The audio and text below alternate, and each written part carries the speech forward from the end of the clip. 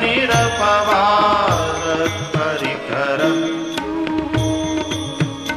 अतीतः पन्थानं प्रवच महिमावाङ्मनसयो रतद्व्यावृत्यायं चकितमभिधत्ते श्रुतिरपि सकस्य स्तोतव्यः कतिविधगुणः कस्य विषयः पदे त्वर्वाचीने